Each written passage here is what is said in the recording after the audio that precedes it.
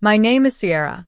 I'm sitting on the floor of my kitchen, the cold tile against my cheek. My son, Leo, is hovering over me, his face white with fear, his hands shaking as he touches my shoulder. I thought you died, he whispers. I push myself up, dizzy. My phone lies behind me, still lit. A text from my father pops up on the screen. Sierra, pick up. We need you. It all started a few weeks ago. It was an ordinary afternoon, the sun shining bright on the windshield. I was driving with my 10-year-old son, Leo. He was still excited from the movie we'd just seen, quoting random lines and making me laugh. I remember thinking how much he was growing up. Suddenly, there was a deafening sound like an explosion. A black SUV ran a red light and crashed into us. The world spun, metal screeched, and glass shattered. My seatbelt dug into my shoulder, and the airbag hit me hard, stealing my breath.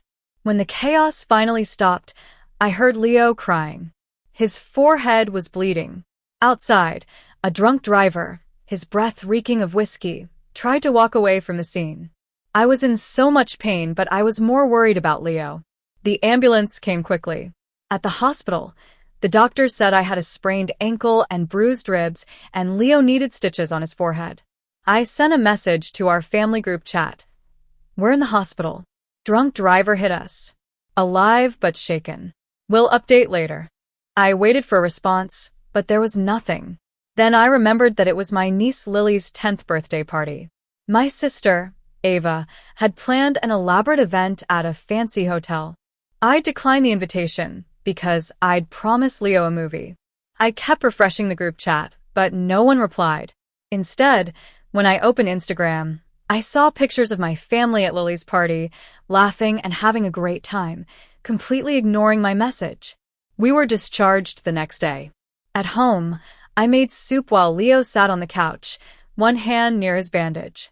I kept checking my phone, but there was still no word from my family. 3 days later, my phone started buzzing non-stop with missed calls from my father. He texted, "Answer now. We need you." When I called back, he immediately started talking about how they were short on money this month. The HOA fee was overdue, Ava needed help with Lily's school trip deposit, and the car needed new tires. As he spoke, I looked at Leo, his pale face and stitched eyebrow. I felt a knot in my throat. My father casually added, "It's not like you're struggling. You're always doing fine." That's when I fainted. And now, here I am on the kitchen floor. 2 days later, I decided to take Leo to my parents' house. We pulled into the familiar driveway. My mother opened the door, glanced at Leo's bandage, and stepped aside without a word. My father was in his armchair, watching the game. He didn't even stand up. "Did you bring it or not?" he asked flatly. I said, "I didn't come with money. I came because 3 days ago, I texted you from the hospital after a drunk driver hit us, and no one replied." My mother said, "We saw the message. You made it sound worse than it was." My father cut in. "It was Lily's birthday. You can't expect us to drop everything over a fender bender." Ava walked in, sipping a glass of wine. "You always make everything about you," she said. I realized then that they didn't hate me. They just didn't see me. They saw me as the reliable one who would always solve their problems. "I can't do this anymore," I said quietly. My father scoffed and Ava laughed, saying I'd be back. Leo tugged at my sleeve and asked if we could go. When we got home, I canceled all the automatic transfers to my parents' accounts. I stopped paying their bills. The next few weeks were filled with guilt, tripping texts, and demands. Ava left her 2 daughters at my doorstep one day, asking me to watch them without any real emergency.